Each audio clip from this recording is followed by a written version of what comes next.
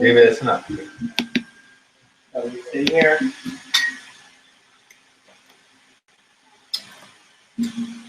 Should I start? Yeah. He's getting it set up now. I don't have it plugged in. Yeah. Does it freak you out? Does that freak you out? It doesn't feel like I'm not going on that breakthrough. Do you want to put the computer on the other side of you so it's facing this way? Huh? You want to put the computer on the other side so it's facing this way? That way it doesn't freak me out so much. Well, I just don't want people to see like I feel not so great. I've got a bladder infection, so I just don't feel all that wonderful. And I'm on antibiotics for it, but it's just. I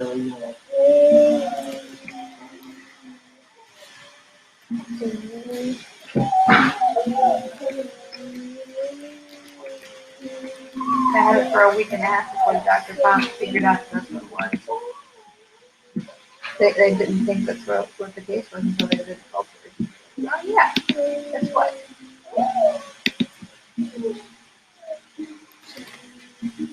I sent you the new link, David. Oh, okay. Yeah, because I closed it by mistake, the original one. He's starting to talk a little bit now. Can you do You start David, trying. all right, that's enough, okay? All right, it's live. All right, let me just send a text message.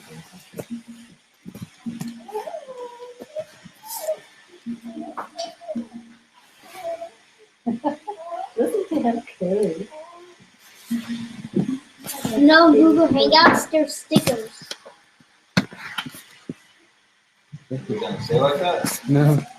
Yeah, I don't think it's gonna hang out on an edge. Yeah. Hangouts has stickers. There. They may not be able to hear us if it's off the table like that. Oh, yeah.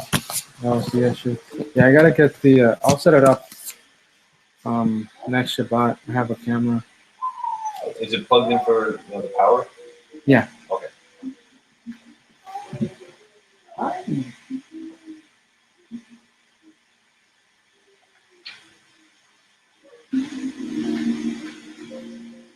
Alrighty, so Exodus 33.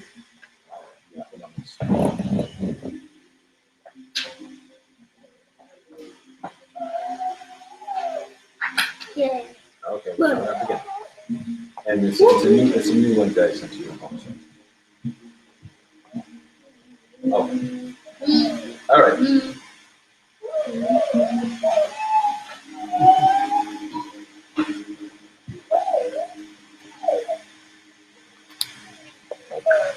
Yeah, hold on.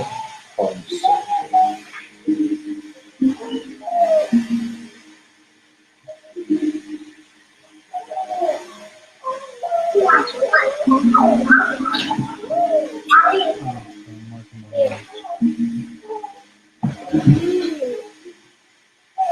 Okay, Exodus 33.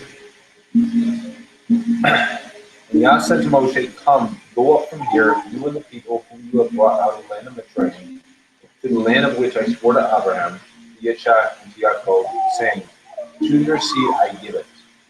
And I shall send my messenger before you, and I shall drive out the Canaanite, and the Amorite, and the Hittite, and the Perizzite, and the Hivite, and the Jebusite, to a land flowing with milk and honey. For I do not go up in your midst because you are a stiff-necked people, lest I consume you on the way." The actors say milk and honey, are those the actual words? I can look it up in the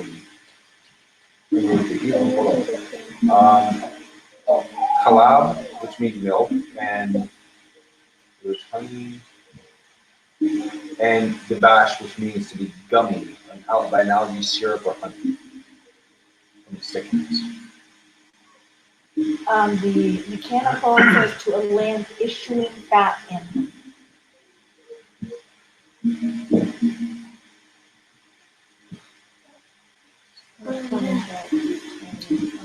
well, milk would be a staple. No, yeah. Okay, and I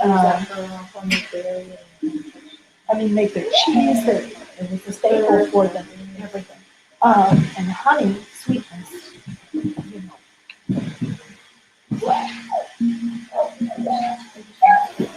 I don't think there were any sugar canes in that area. No, but I'm not thinking just sugar, but that it's gonna be a land that provides sweetness to provide your needs. Okay, verse 4. And when the people heard this evil word, they mourned, and no one put out his ordinance. And Yah said to Moshe, say to the children of Israel, you are a stiff-necked people. Should I go up in your midst for one moment? I shall consume you.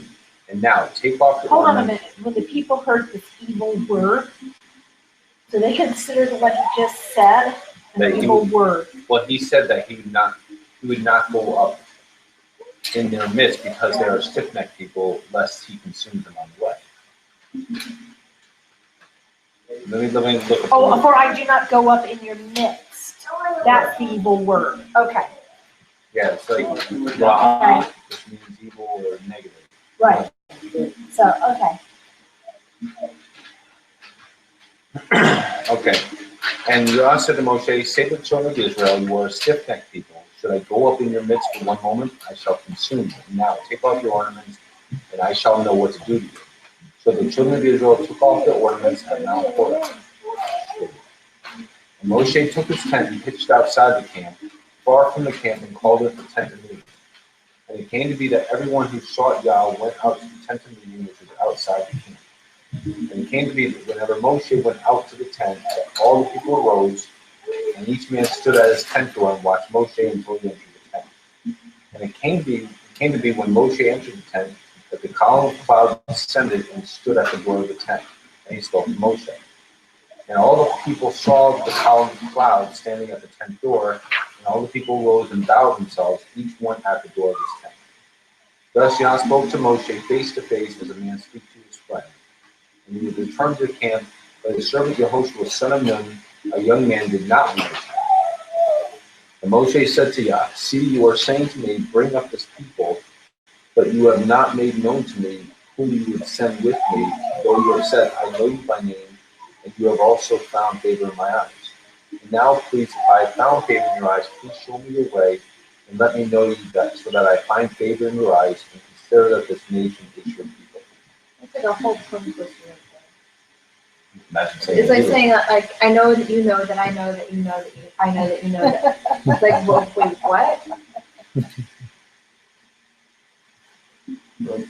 And he said, my presence does go, and I shall give you rest. And he said to him, if your presence is not going, do not lead us up from here. For how then shall it be known that I have found favor in your eyes, I and your people, except you go with us? Then we shall be distinguished, I and your people, from all the people who are upon the face of the earth. Now, I think a lot of people don't realize that his presence was the fire and the smoke that had gone out in front of them day and night. They were used to having that power because it destroyed whatever was in their path. And now he's saying, I'm taking this power away. Yeah, they didn't want him, so. And Yah said to Moshe, even this word you have spoken I shall do, for you have found favor in my eyes, and I know you by name. Then he said, please show me your esteem. And he said, I shall cause all my goodness to pass before you, and I shall proclaim the name of God before you, and I shall favor him whom I favor, and shall have compassion on him whom I have compassion. But he Okay, a lot of people like to use that verse. My oldest son likes to use it as an excuse why people are, what is it, Jonathan believes, he believes in predestination. And so he likes to pull this verse up, except he doesn't bring it up from Exodus, he brings it up from the New Testament. Yeah. Favor whom I favor and have compassion on whom I have compassion. And there was a condition for having that. Mm-hmm. But And that's what they don't look at when they look at this, or that verse in the New Testament. They don't look at where it's quoted and what is it being said at this point. And I think, and right here, he's just saying, I will favor him whom I have said I will favor. He will favor those who choose to be obedient to him. And I'll have compassion on those I said who I choose to have favor on. Who I said I would choose, those who choose to be obedient. good stuff. Go ahead. But he said, you are unable to see my face, for no man does see me and live. And Yah said, see, there is a place with me, and you shall stand on the rock. And it shall be, while my esteem passes by, that I shall put you in the cleft of the rock, and cover you with my hand while I pass by. Then I shall take away my hand, and you shall see my back, but my face shall not be seen. Chapter 34. And Yah said to Moshe, cut 2 tablets of stone like the first ones, and I shall write on these tablets the words that were on the first tablets which you broke. And be ready in the morning, that you shall come up in the morning to Mount Sinai, and present yourself to me there on top of the mountain. And let no man come up with you, and let no man be seen in all the mountain, and let not even the flock or the herd feed from that mountain. And he cut 2 tablets of stone like the first ones. It would have taken hours to accomplish. Most likely. Then Moshe rose early in the morning and went up to Mount Sinai as Yah had commanded him. And he took 2 tablets of stone in his hand. And Yah came down in the cloud and stood with him there, and proclaimed the name Yah. And Yah passed before him and proclaimed, Yah, Yah, and El, compassionate and showing favor, patient and great in kindness and truth, watching over kindness for thousands, forgiving crookedness and transgression of sin, but by no means leaving unpunished, visiting the crookedness of the fathers upon the children and upon the children's children to the 3rd and 4th generation. Let me make a side note. When it says visiting, it doesn't mean that it's automatically going to happen. It just means that he's going to see it. It's going to continue. Well, because it's raise up a child in the way he should go. Right. And when he's older, he will not stray from it. If you raise a kid in God's way, they're going to go up there about it. So Well, On occasion, someone is able to break that cycle. Oh yeah, Abraham. He broke the cycle with his family. But most of the time, if you watch through generations, that if you have a kid who grows up in an alcoholic family or an abusive family, he's probably going to be an alcoholic or abuser. It's what he knows. It's what he's raised with. Now, sometimes the person has a strong enough personality and to be able to break that habit, but that's not the general case. Most people fall to the habit that they're raised with. Right. So it's all about, he's going to show kindness and he's going to forgive those who choose to be obedient to him. And you teach it to your children, they will learn that and they will do that. But you teach it. But having said that, if you have children, you will go against that too. Yep. It is a matter of choice. And Moshe hurried and bowed himself toward the earth and did obeisance, and said, if now I have found favor in your eyes, O Yah, I pray, let Yah go in our midst, even though we are a stiff-necked people, and forgive our crookedness and our sin, and take us as your inheritance. And he said, see, I am making a covenant. Before all your people, I am going to do wonders such as not have been done in all the earth, nor in any nation. And all the people among whom you are stop. Okay? Whom you are shall see the work of Yah, for what I am doing with you is awesome. Guard what I command you today. See, I am driving out from before you the Amorite, and the Canaanite, and the Hittite, and the Perizzite, and the Hivite, and the Jebusite. Okay. People want to say, oh, look, he said, I'm going to do wonders that you have not done in all the earth. So they think it's some earthquake, some, physical things like that. No, he was driving the people out of the land. That was the wonders that he was going to do. But he was also giving them his commands for them to be obedient. And when he talks about, praise the wonders of my hands, he's talking about commands. The commands are the wonders of his hands. Because that's why he wrote it with his finger. It's the wonders of his hands. And that's something that he had not done before. Verse 12, guard yourself, lest you make a covenant with the inhabitants of the land where you are going, lest it be a snare in your midst. But break down their altars and smash their pillars and cut down their asherim. For you do not bow yourselves to another mighty one, for Yah, whose name is jealous, is a jealous hell. So, while it is impossible for us to go and tear down every church and every pillar and everything like that, I do think it still applies to our lives because it means we're to get rid of these things in our own lives. Exactly. So I won't go into a church because that when you go, the way I see it, okay? I go into that church, I'm telling the rest of the world who I worship. I don't worship who they worship. Yeah. But Okay? So that's just like I wouldn't go into a Buddhist monastery. I wouldn't go into any of these other things, because that's not who I worship. Okay? And, you know, so I don't keep Christmas and I don't keep Easter, because that's not who I worship. And I try to get rid of it as much as I can in my life. Even though it's difficult. It sounds like verse 11 and 12 would have contradicted each other, because it says, I'm judging out all of these people, you know, the Amorites, the Canaanites, Hittite, Perizzite, but then on top it says, lest you make covenant with the inhabitants. There isn't supposed to be. If he's driving them out, there isn't supposed to be. He said he's driving them out in case they would make covenant with them if they're still there.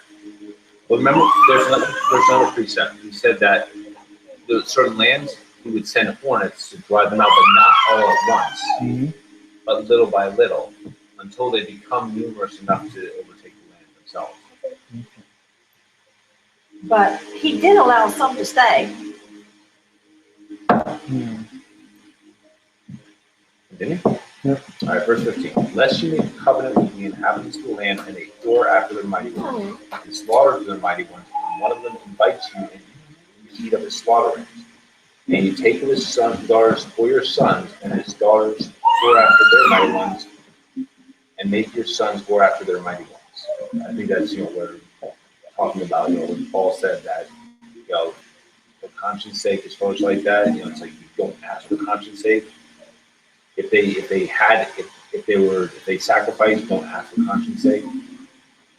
Okay. That's one thing.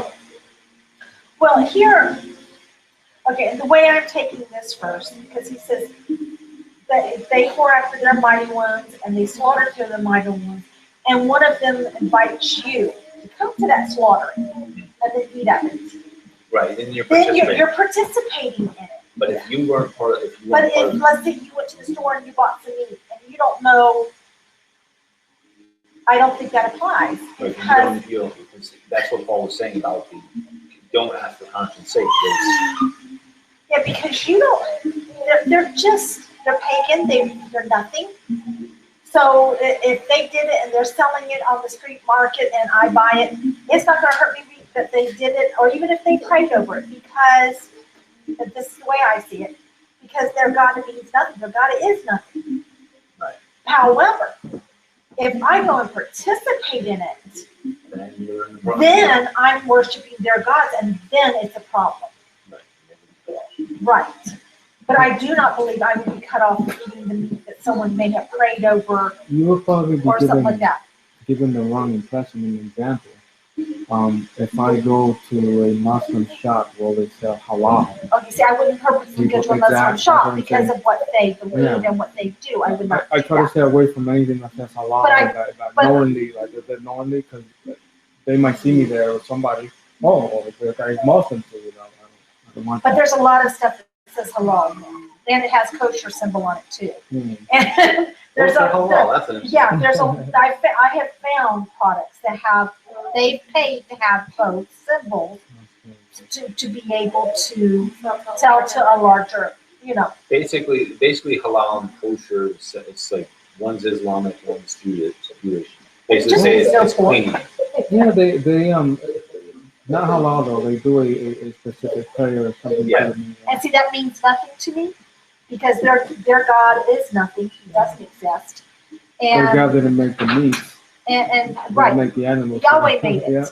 Yeah. So therefore, I have more problem buying meat that is questionable, how it's been raised and how it's been slaughtered and how it's been done. Mm-hmm. I have more problem with that than I do the halal. Yes, because if it's not biblical, they usually don't drain the blood. Mm-hmm. Right. And I have a little more issues trying to figure that out and trying to find the right things there. But I think this goes with anything. I cannot, in good conscience, my husband invites me all the time to go out to eat with his friends at church. Okay, and the whole group of them are going out to eat. I refuse to do it. Now, that doesn't mean I haven't gone out to eat with his pastor and my family and different ones, but as a group of them, I will not do. Because to me, that's saying I'm part of them. And But meals were a very strong. I can't in good conscience do that. Now, as far as Ken and his wife, and they came one time and they had dinner with my kids, and we all sat together and had dinner. There was a mixed group of us. That was a little different because it was just a bunch of people getting together to eat. But I guarantee you, I go to his house to eat, or I go to any, there's religious discussion. And it puts me in a bad situation, in an uncomfortable situation. Because then I'm accountable for what I say to them. And it opens doors for real problems. So I just avoid the situation. Go ahead. All right, verse 17. Do not make a molded one for yourselves. Guard the festival of unleavened bread for 7 days. You eat unleavened bread as I commanded you, in the appointed time of the month of the Abib. Because in the month of Abib you came out of Mitzrayim. Everyone opening the womb is mine, and every male firstborn among you, your livestock, whether bull or sheep. And let the firstborn of the donkey you ransom with the lamb, and if you do not ransom, you shall break its neck.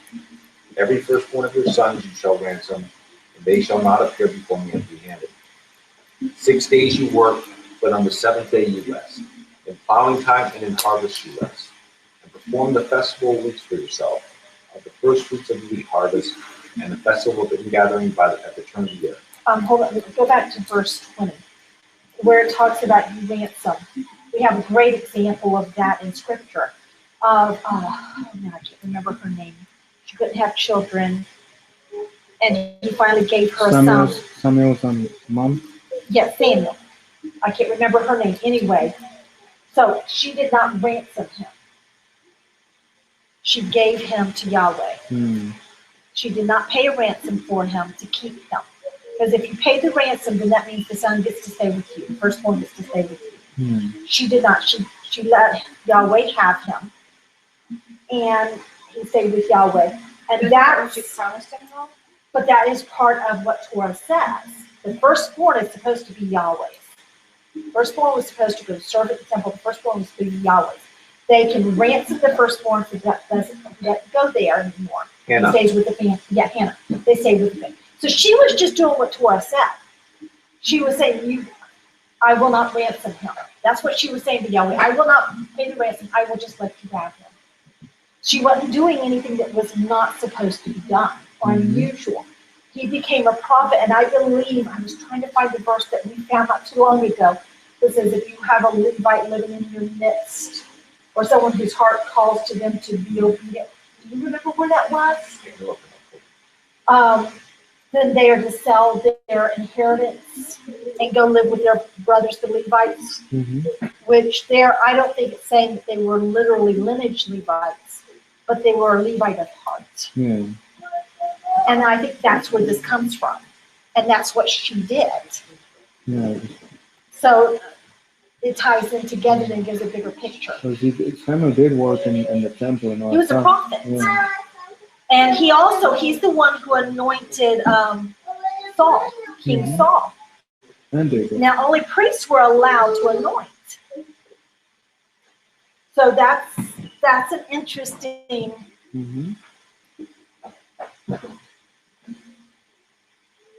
So he was treated as a Levite. And he was the firstborn. And I think that is why when he was left without being paid the ransom, he became a Levite. He did not get the inheritance from his father or any of that. He stayed there and he became a Levite.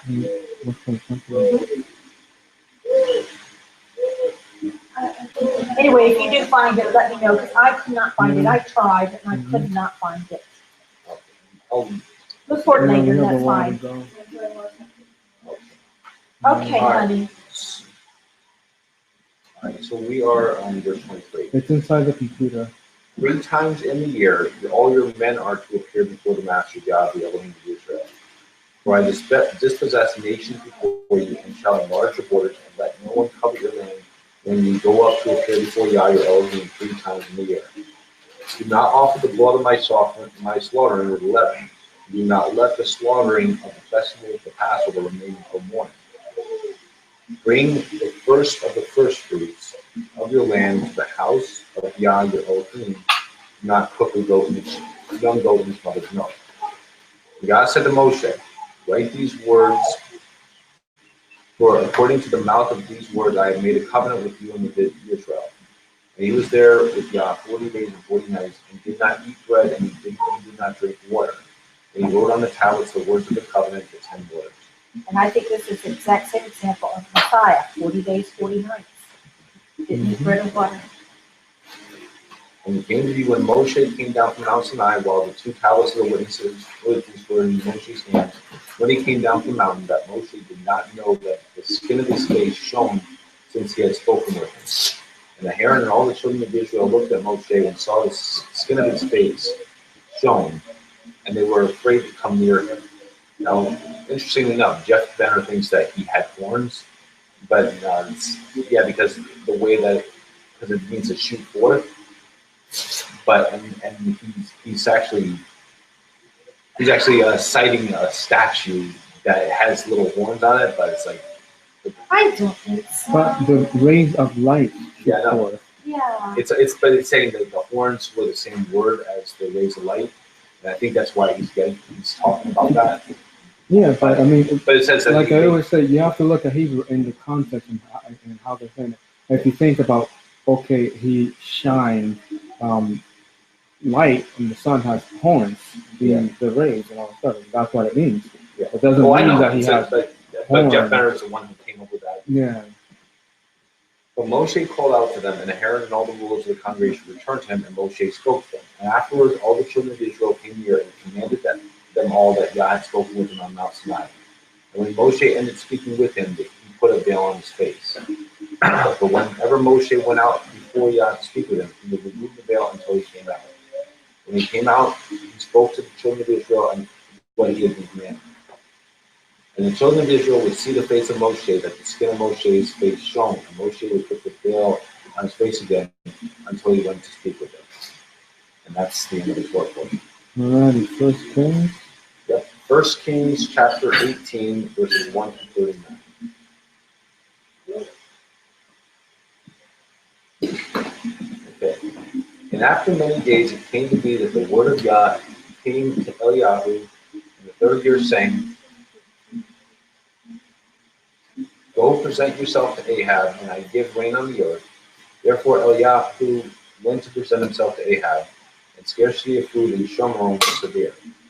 And Ahab had called Obadiah, who was over his house. Now Obadiah feared Yah exceedingly. And it came to be while Jezebel, cut down the prophets of Yah, that Obadiah had taken 100 prophets and hidden them, 52 caves, and had fed them with bread and water. And Ahab said to Obadiah, Go into the land to all the springs of the water, to all the wadis, and it could be that we find grass to keep the horses and mules alive, and have not any livestock cut off. And he divided the land between them to pass over it. Ahab went one way by himself, and Obadiah went another way by himself. And as Obadiah was on his way, he didn't see Eliyahu met him. He recognized him and fell on his face and said, Is that you, my master Eliyahu? And he answered him, It is I. Go say to your master, Eliyahu is here. And he said, What have I sinned that you are giving your servant into the hand of Ahab from? As Yah your Elohim lives, there is no nation or reign where my master has not sent to look for you.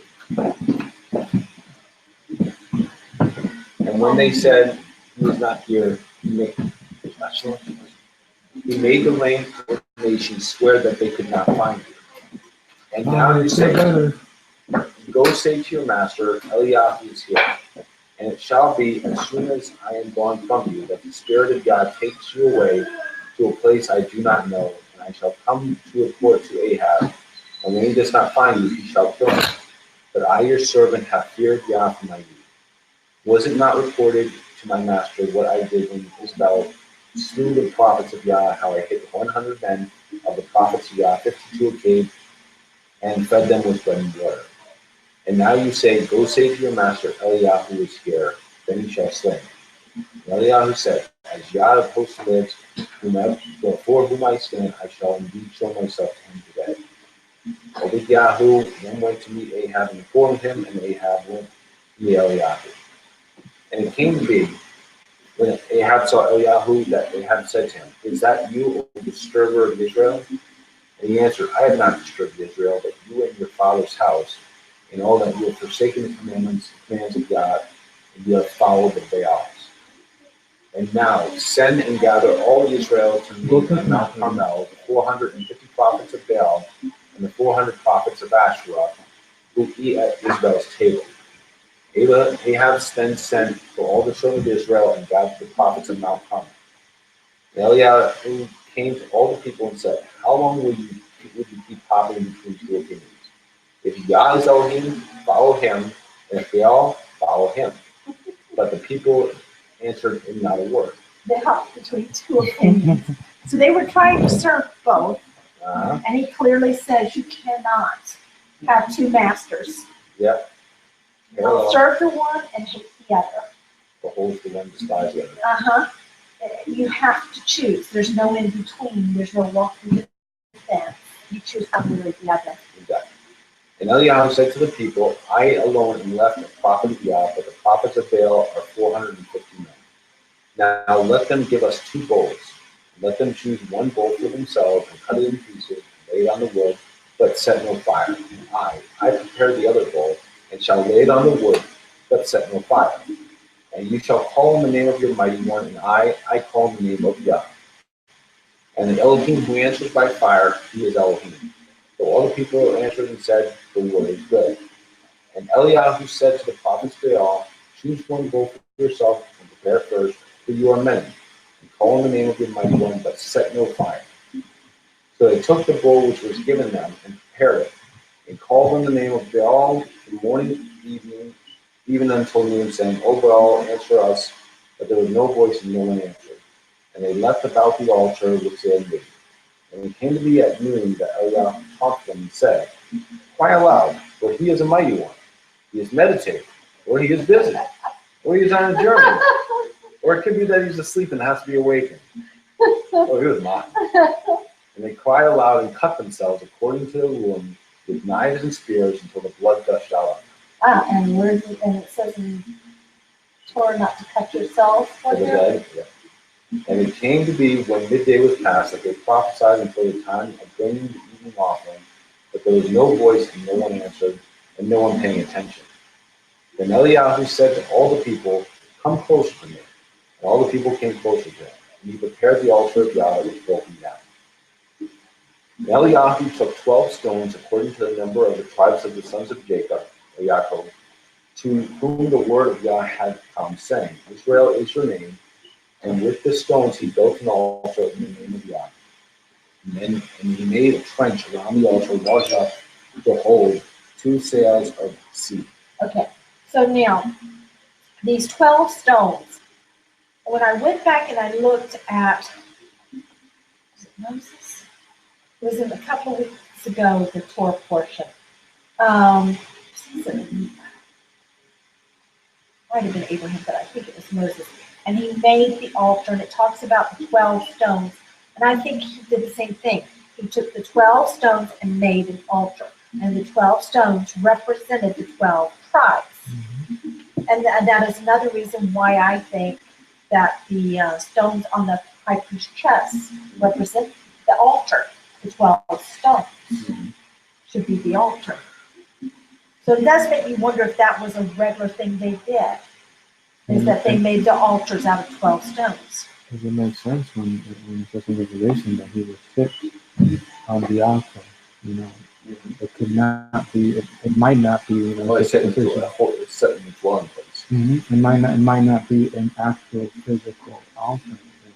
It might be a people. You know. Like Paul says, the spirit of the Antichrist.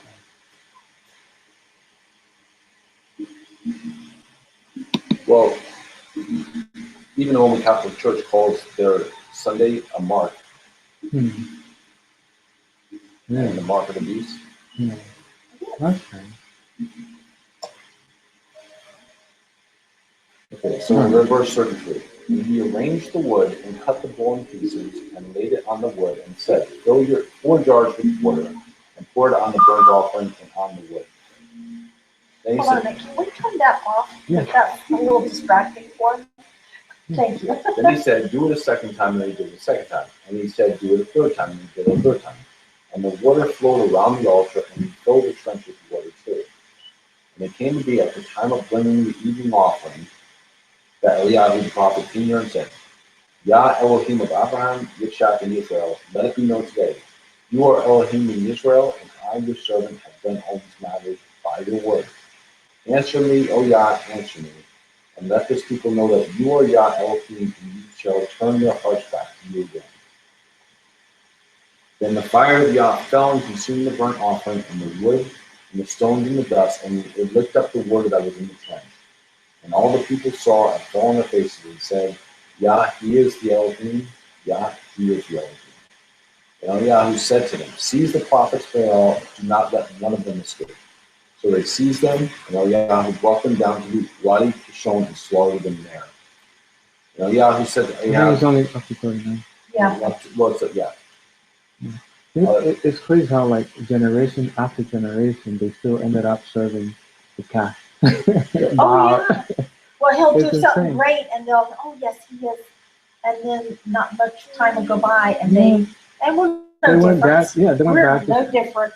to the calf. The theology is a golden calf itself. Mm. Oh, absolutely. He's taking the words of Yah and changing it. David, will you stop? Is this Lift your arms. Lift your arms. Lift your arms. how many generations from when the incident of the calf happened in Deuteronomy 30? Well, 34. actually having Exodus. And, yeah, I'm sorry. In Exodus 34, we're reading. So now to First Kings. How many generations do you think? How many generations?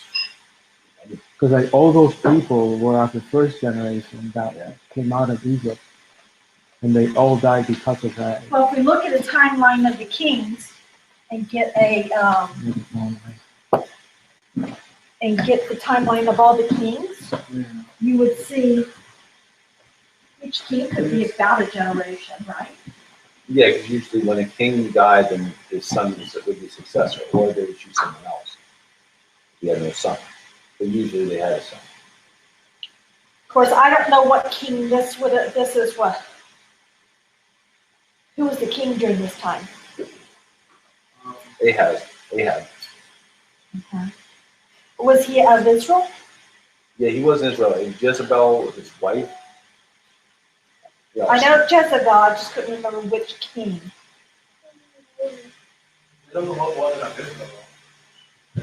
No, Ahab, I think, was in Israel. What? No, I don't think she was.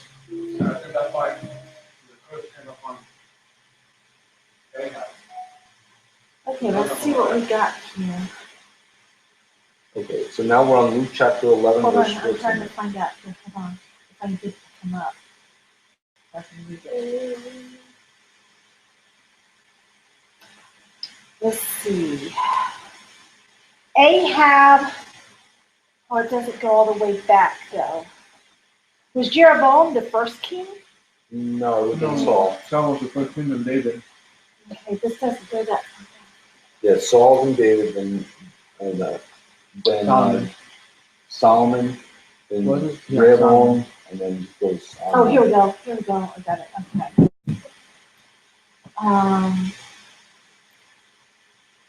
So you have Saul. David. Yeah. So that's, yeah. And then Solomon. And then you have, at the time of Rehoboam, that's where Jeroboam came in. Because he took over the 10 tribes. That's where the split happened.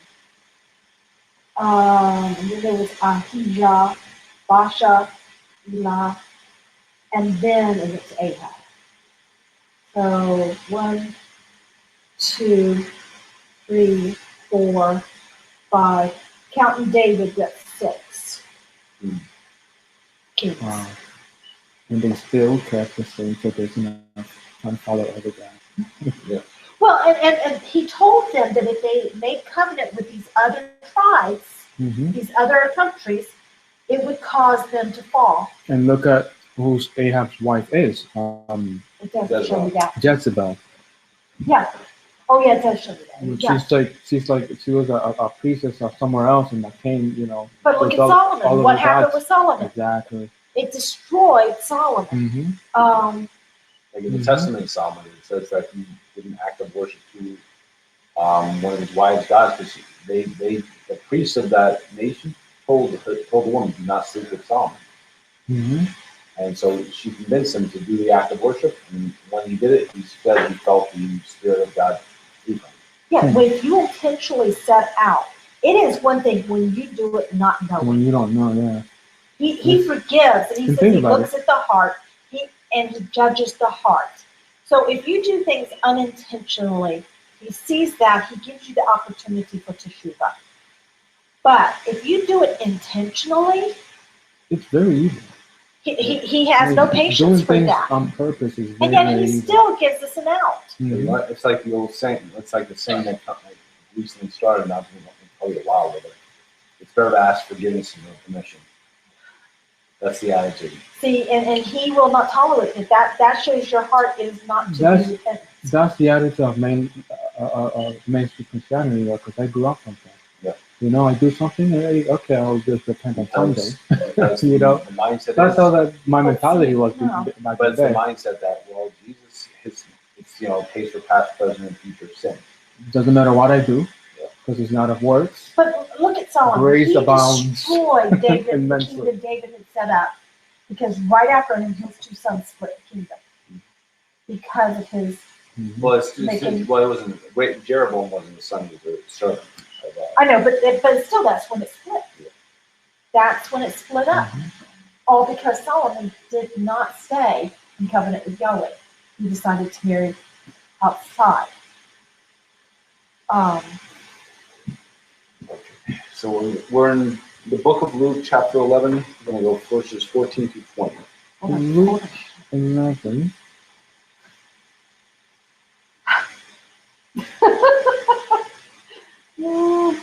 What verses? Chapter 11, verses 14 through 20. 14 to 20. Okay. And he was casting out a demon, and it was done.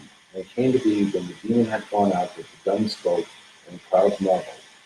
But some of them said, he cast out demons by Beelzebub, the ruler of the demons. And others, trying him, were seeking from him a sign from heaven.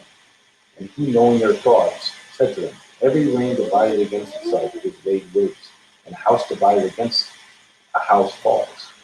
So if Satan is also divided against himself, how shall his reign stand? Because you say I cast out demons by Beelzebub. Now if I cast out demons by Beelzebub, by whom do your sons cast them out? Because of this they shall be your judges. But if I cast out demons by the finger of Elohim, then the reign of Elohim has come upon you. And reign of Elohim means the word. People don't understand that. They think, Righteousness, peace, and heaven, joy all in that. the rock. No, it's the word. It is the word. Righteousness, peace, and joy in the rock. That's the kingdom of Elohim. That's the reign of Elohim. Okay, we are on Acts chapter 7, verse 35, going all the way up to chapter 8, verse 1. I don't know why I did that.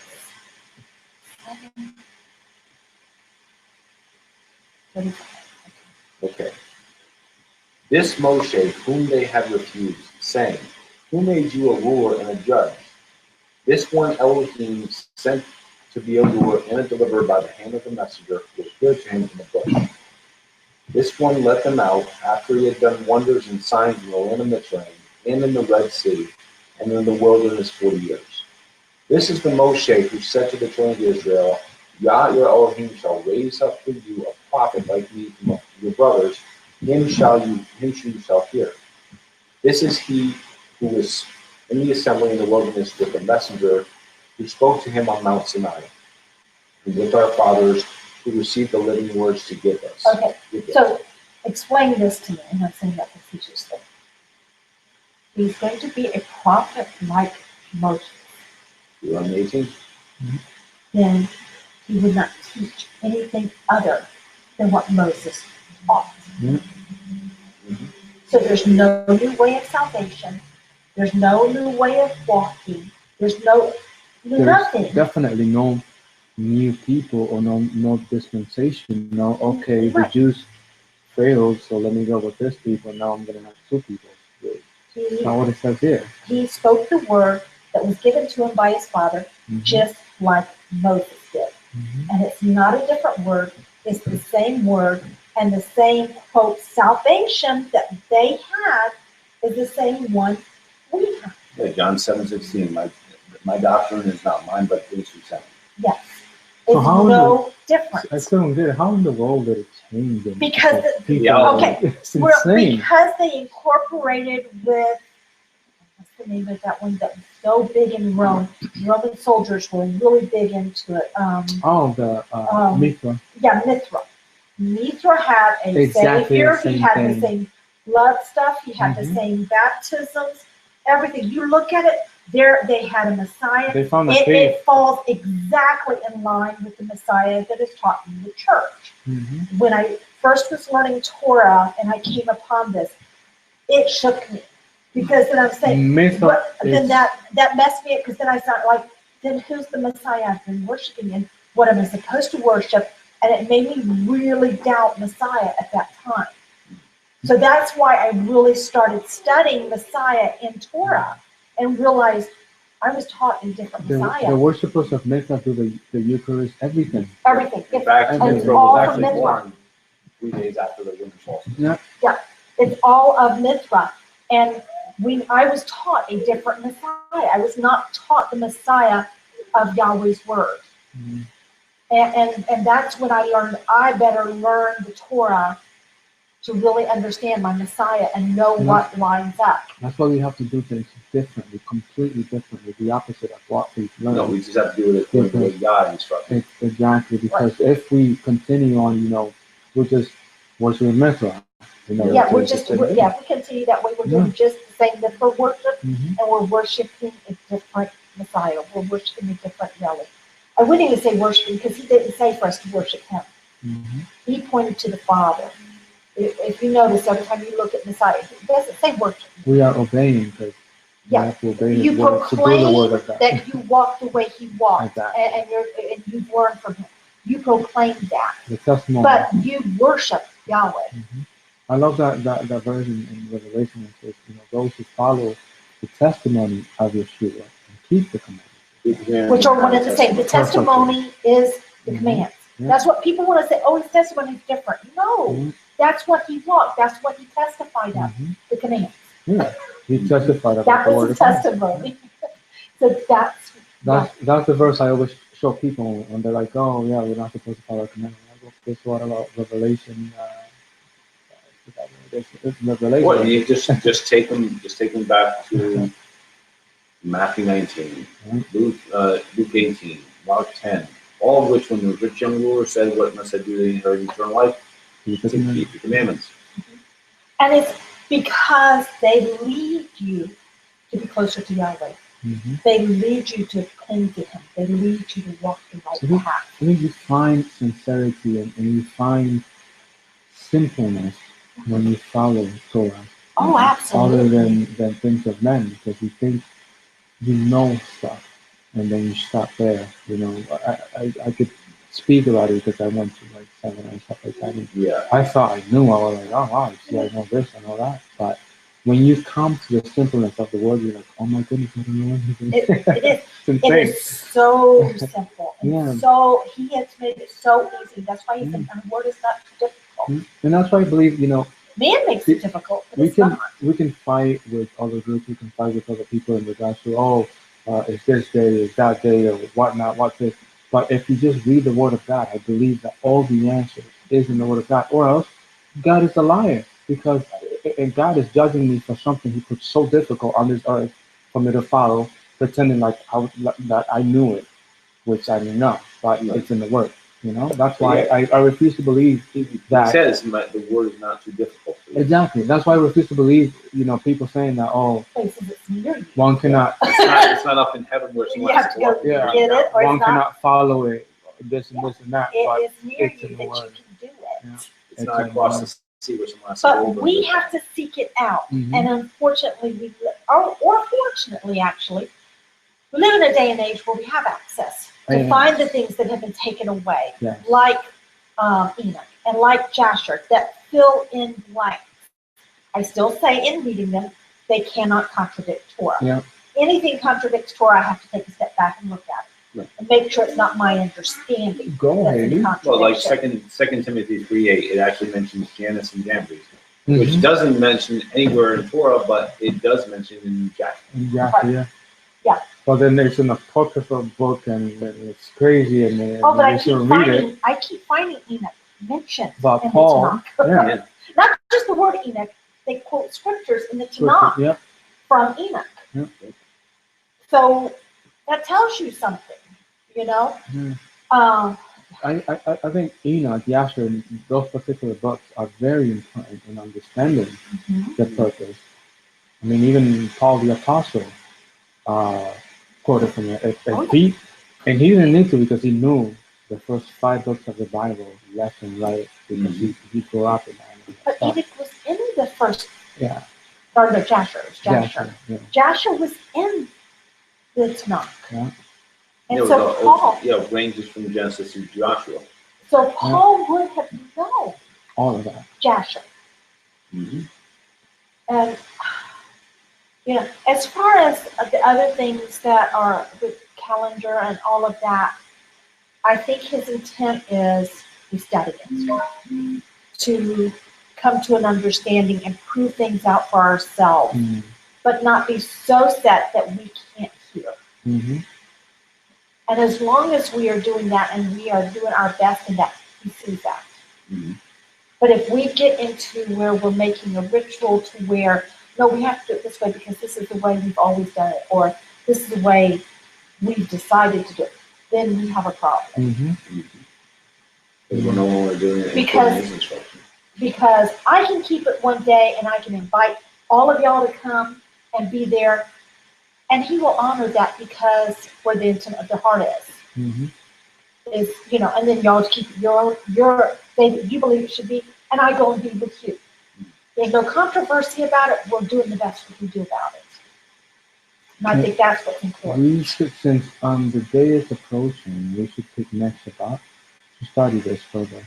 Mm-hmm. You know, we'll study next Shabbat. We'll In study. the calendar, Yeah, we'll study the that's calendar fine and with everything. me. We will study Passover and all that stuff so that we could get prepared. All right. Okay, so we're on verse 39 now. Unto whom our fathers did not become obedient, but thrust away, and in their hearts they turned back to Mitzrayim, saying to Aaron, make us mighty ones to go before us, for this Moshe who led us out of the land of Mitzrayim, we do not know what has become of him. And they made a calf in those days, and brought an offering to the idol, and were rejoicing in the work of their own hands, works of their own hands. So Elohim turned and gave them up to worship the host of the heaven, as it has been written in the book of the prophets. Did you bring slaughter? So it's not even about like all the idols and gods. Even the work of our own hands could deter us from the truth. Yep. And did you bring slaughter beasts and offerings unto me during 40 years in the wilderness, O house of Israel? And you took up the tent of Moab, and the star of your mighty one, Kiyun, images which you made to bow before them. Therefore I shall lead you beyond battle. That's Muslim right there. The 10 and witness was with our fathers in the wilderness, as he had appointed, instructing Moshe to make it according to the pattern that he had seen, which our fathers, having received it in turn, also brought with Yehoshua into the land possessed by the Gentiles, whom Elohim drove out before the face of our fathers until the days of battle, who found favor before Elohim and asked, find a dwelling for the Elohim of Yaakov. But Shalom built him a house. However, the Most High does not dwell in the dwellings made with hands. As the prophet says, the heaven is my throne, the earth is my footstool. What house shall you build for me? My dad is always like, we have to congregate. We have to do this. But this is, I mean, here it is. It's saying, this is why I have issues with the temple. Mm-hmm. because people worship this temple. And Not- they not worship just the building of the Not just the temple. temple, they worship a wall that's not even the temple. Yeah. The wall of the But temple. it's They not went to the just that. temple. They worship the 12 tribes. Yeah. I mean, all of that becomes. They a worship belief. the Jews because they think it's of the Yes. Jews and you have to become this, you have to become, no, it's But you see right here, everywhere. he's saying he doesn't need a dwelling. Mm-hmm. And he does not dwell in dwellings made with hands. Our bodies are the dwelling. Which is a Exactly. quote from, I forget where it's from. I think it's in not Samuel. It's when It is what he told David. Yeah, When David exactly. said, he wants to build, he says, did I ask you to build me a temple? I don't need a temple. David decided to do it. Mm-hmm.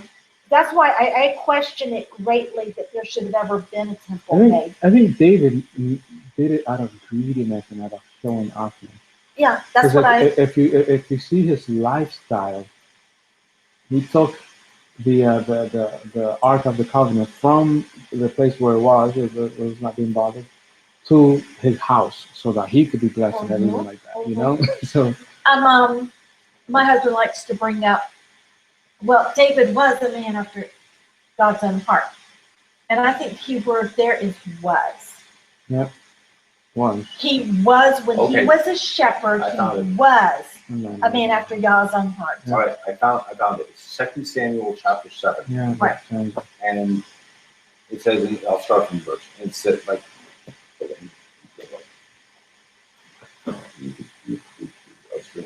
read from Previous Bible. Okay. After the king had been living in his palace a while, and Yah had given him rest from all his surrounding enemies, the king said to Nathan the prophet, "Here, I am living in a cedarwood palace, but the ark of Elohim is kept in a tent." Nathan said to the king, "Go, do everything that is in your heart, for Yah is with you." But that same night the word of Yah came to Nathan, "Go and tell my servant David, this is what Yah says. You are going to build me a house to live in? Since the day I brought the people of Israel out of Egypt until today, I've never lived in a house. Rather, I have traveled in a tent and a tabernacle. Everywhere I traveled with all the people of Israel, did I ever speak a word to any of the tribes of Israel, whom I ordered to shepherd my people Israel, asking, why haven't you built me a house, a cedarwood house?" Basically, that's what you're talking about right there. So, But if you I don't continue think- on reading, he said, it talks about Go that and take a nap, he will have a son who will build a house and establish his reign forever. That's in second part. I think that's in first part.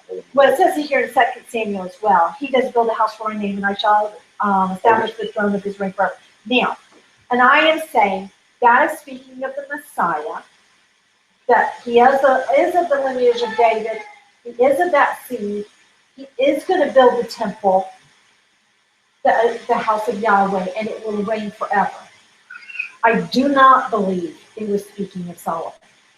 Well, he says like in First Chronicles chapter 22. I mean 29.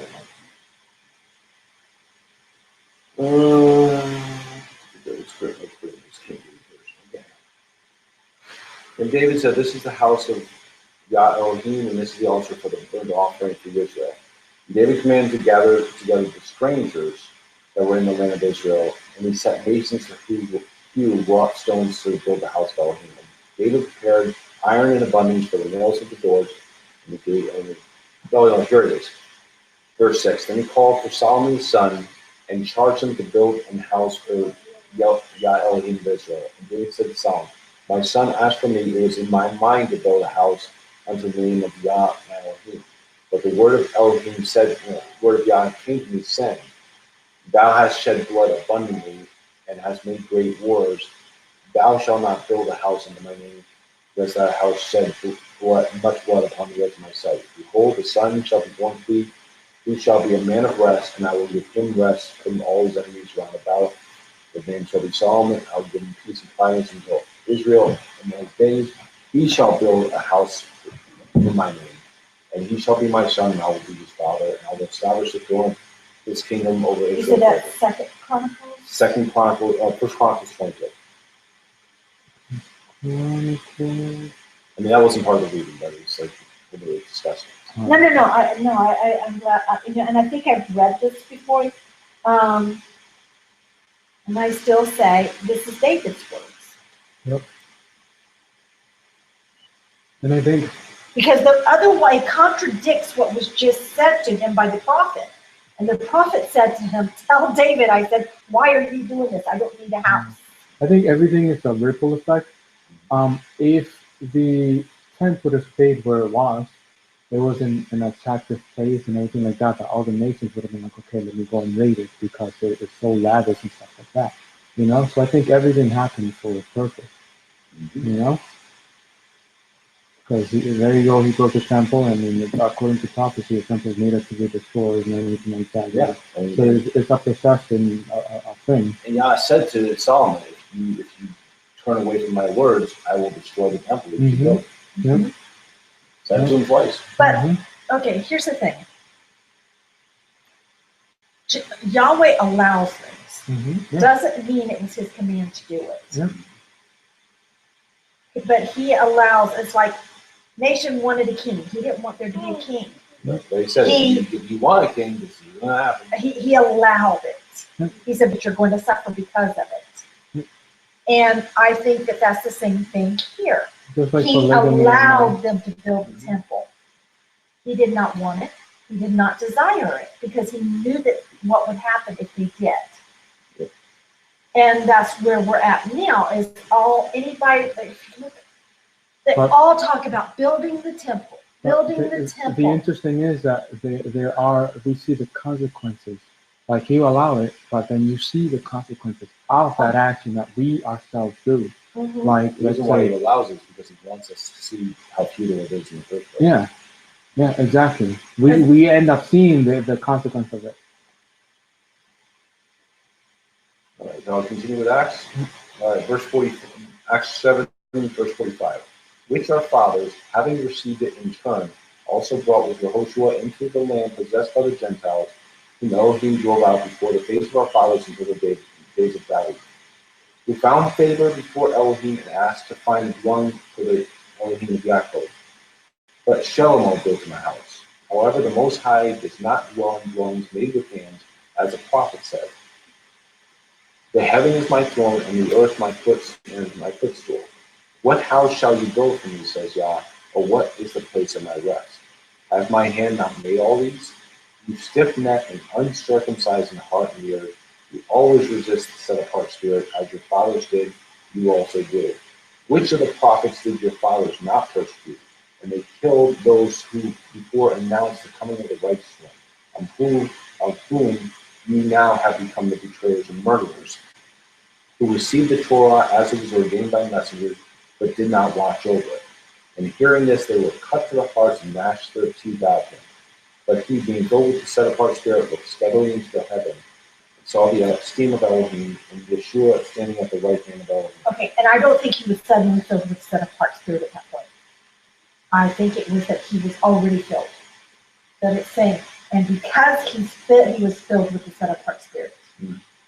Because he couldn't have spoke all these things that he did and had the power to do all of this. Well, it's just like he was not. Just like Yeshua said, do not worry about what you will say when you stand before the judges. You will be given to you. Right. And so I think that's the case here, is that because he was filled, he was able to do this, and he saw these things. In verse 56, and he said, "Look, I see the heavens opened, and the Son of Adam, Son of Man, standing at the right hand of Elohim, and crying out with a loud voice that stopped their ears, and rushed upon him with one mind, and threw him out of the city and stoned him. And the witnesses laid down their thumbs at the feet of the young man named Shaul. And they were stoning Stephanos as he was calling and saying, Master, Yeshua, receive my spirit. And kneeling down, he cried out with a loud voice, Master, do not hold this sin against them. And having said this, he fell asleep." Was this guy Greek? Stephanos was a Greek name. Yeah. And this is chapter 8, verse 1. And Shaul was given approval to his death, and on that day there was a great persecution against the assembly. So was that his name, or was he Greek? It's Stephen, but it's like Greek has a tradition about anybody who has a male with a male, they would give him an S at the end of their name. Ah, okay.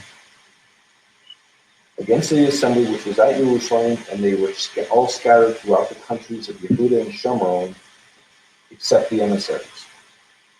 Okay, that's it's Acts. 1 Corinthians chapter 10, verses 1 through 13. 1 Corinthians 10. What verse? Verses 1 through 13. 13.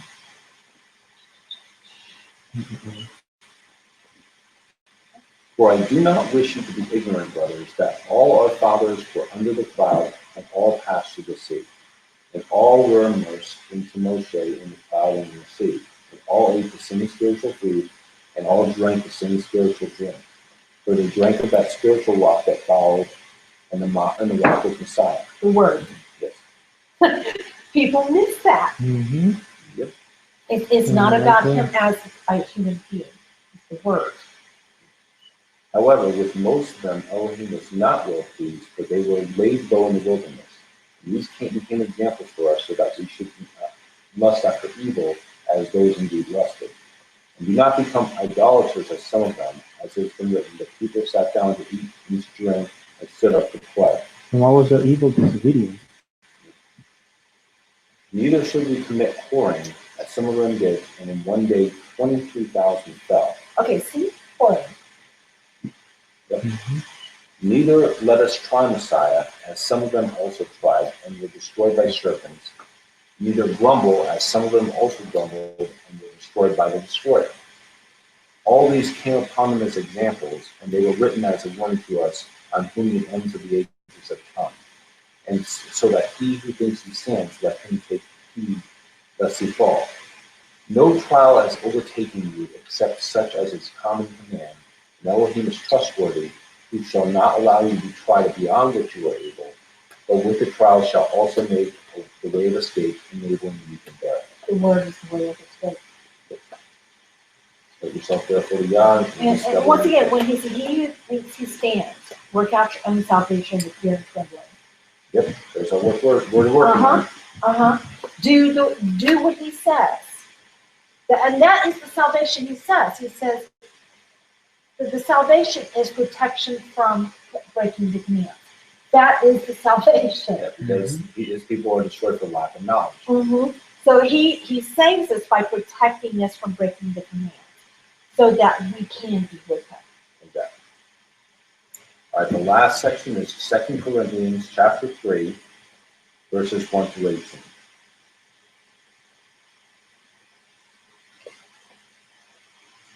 Okay. Are we to begin to recommend ourselves again, or do we need, as some, letters of recommendations to you or from you? You are our letter, having been written in our hearts, known and read by all men, making it obvious that you are a letter of Messiah, served by us, written not with ink, but by the Spirit of the living Elohim, not on tablets of stone, but on fleshly tablets of the heart. And such trust we have toward Elohim through the Messiah. Not that we are confident in ourselves to reckon any matter as from ourselves, but our confidence is from Elohim, who also made us confident as servants of a renewed covenant, not of the letter, but of the Spirit. For the letter kills, but the Spirit gives life. Okay, question. What do you think it means when it refers to the letter? I have my views, but I want to know what yours is.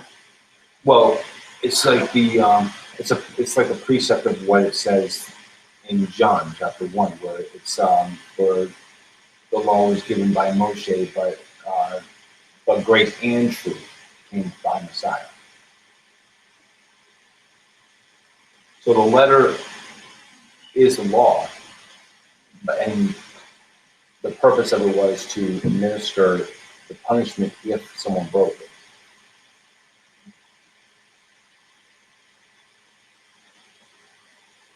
What do you, Joseph? Me? Oh. I'll continue reading. No, I just mean, what do you think about that? What do you think it means by the letter? Like in I mean, this was a huge verse when I was in the church. I think the latter just means the traditions of men, basically. not by the traditions of men, but by the word of God and by faith and grace. Because in one of the other verses that Paul speaks about them having the word but not having faith or having grace, you know. But once you follow the Torah with grace and faith, then everything comes together in Messiah. And that's what the Messiah represents. Well, Okay, because I find when I do the word study, spirit and the word go hand in hand. You can't separate them. Right. 'Cause Okay, it is one and the same, and the word is what gives life. Torah is But, faith. So therefore, I do not think the letter can be referring to the Torah. No, I don't believe it. That contradicts it. But I agree with you. I think that he is speaking here about the traditions of man. Yeah. It's not of the letter, not of the traditions of men, not of what man says, not of what church says, not, all of that. Nope. But of the spirit, but of the word. Exactly. The real word. For what man says, man's traditions, they're evil. They kill. Mm-hmm. Because they cause you to break his commands. Mm-hmm. So therefore they are evil. But the spirit, the word, gives life. Mm-hmm. And even that is a golden calf on its own, What? The Talmud and all that stuff, Oh, yeah. Them all trying theologies. to prevent from breaking Torah, they made a golden They calf. both take because they added to his words and they didn't come. Exactly. All right, we're on verse 7. But if the administering of death in letters engraved on stones, so this is in context, the covenant, the tablets of covenant, was esteemed so that the children of Israel were unable to look steadily at the face of Moshe because of the esteem of his face, which was passing away. How much more esteem shall the administering of the Spirit? So right now, he uses two letters two times. And the previous verse was the letter of men, the tradition. In verse 7, he uses the same word letter, but he uses it for the tablets in Torah. Well, because it's just like there's verses that Paul writes about where he says the law of sin. Mm-hmm. And then he talks about the law, and people always say, oh, the law that means Torah. No, there's quite often when he just says the law that he's referring to the law of sin. Yep. See, what I like is in the beginning of one of his letters, he writes to those who are supposed to already know what I'm talking about. Right. And I find it amazing, because people, they just want to read Paul's writings thinking that they know, but Paul wasn't even talking to you. If you don't know, you have to, go back to the beginning of the book and then read. Acquaint yourself and then go back to Paul's letter, and then you would understand what he says. Well, he's saying something very similar that he says in this verse in Romans 7:10. He says, and the command which was to result in life, this I found to result in death. So I think he's saying something very similar here, that this command, the commands the curse of commands is death. If you're not obedient, you die. That is the curse. Okay? But he meant for them to give us life. Yeah, I said for you. A blessing and a curse. And a curse. Yahweh wanted us to have the blessing in of the being same obedient. word. Yeah. And so I think he's saying that same thing here. Is a very similar thing. Okay. All right. For the administering of condemnation had esteemed, the administering of righteousness esteems much more in esteem. For indeed, what was made esteemed had no esteem in this respect, and you will be esteemed that excels. For if that which is passing away was esteemed, much more that which remains is esteemed. Having then such expectation, we use much boldness of speech. And not like Moshe, who put a veil over his face so that the children of Israel should not look steadily at the end of what was passing away, but their minds were hardened, for to this day, when the old covenant is being read, that the same veil remains not lifted, because the Messiah is taken away. But to this day, when Messiah is being read, the veil lies on their heart. And when one turns to the Master, the veil is taken away.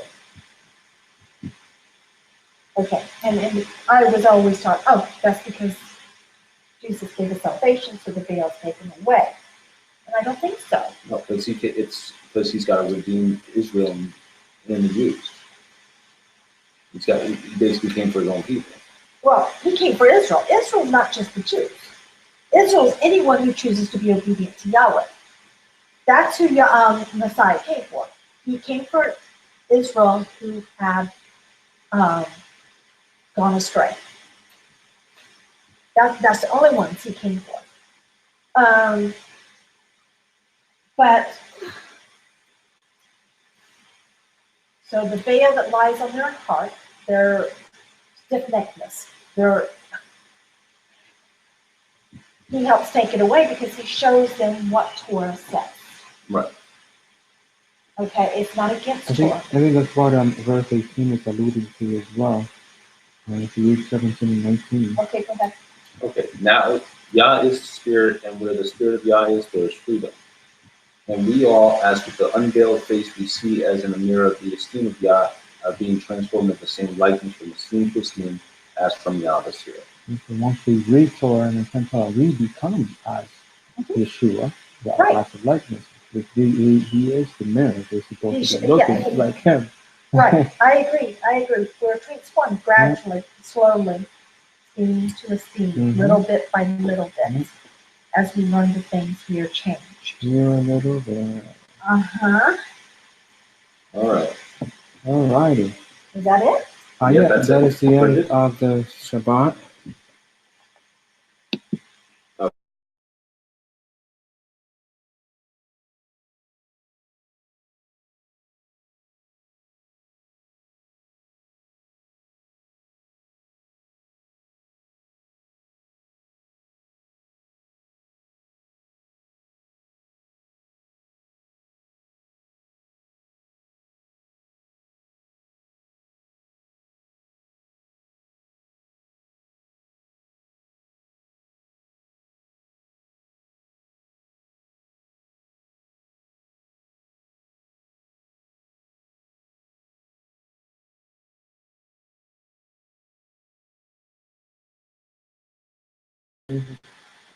Okay.